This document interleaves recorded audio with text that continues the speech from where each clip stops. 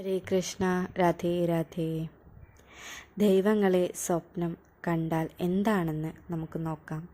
100-ൽ വെറും 10 പേർക്ക് മാത്രം കിട്ടുന്ന മഹാഭാഗ്യമാണ് ഈശ്വരൻ്റെ സ്വപ്നദർശനം എന്ന് പറയുന്നത്. സ്വപ്നദർശനം പലവിധമാണ്.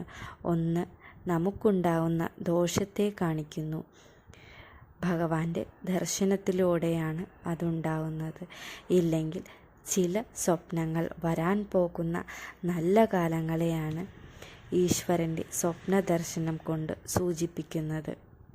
ഓരോ ഭഗവാനും അതിൻ്റേതായ ഉത്തരങ്ങളാണ് പറയാനുള്ളത്. ഭഗവാനെ സ്വപ്നം കണ്ടാൽ തന്നെ ആരോടും പറയാതിരിക്കുക.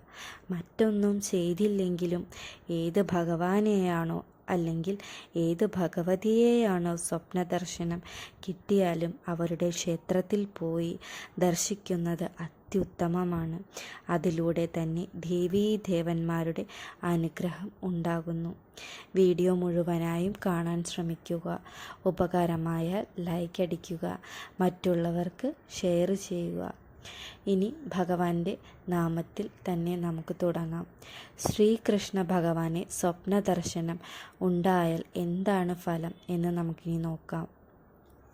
നിദ്രാവേളയിൽ ഒരു ശ്രീകൃഷ്ണ വിഗ്രഹമാണ് കാണുന്നതെങ്കിൽ അത് ആഗ്രഹപൂർത്തീകരണമാകും അതിൻ്റെ തൽഫലമായി നമുക്ക് ലഭിക്കുക.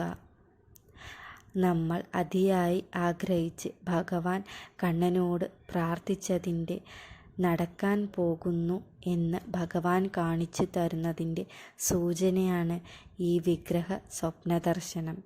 എന്നാൽ ആകട്ടെ നമ്മെ നോക്കാതെ പുറം തിരിഞ്ഞു നിൽക്കുന്ന ശ്രീകൃഷ്ണ വിഗ്രഹമാണ് സ്വപ്നത്തിൽ ദർശിക്കുന്നതെങ്കിൽ ഭഗവാൻ നമ്മളിൽ സംപ്രീതനല്ല എന്നാകും.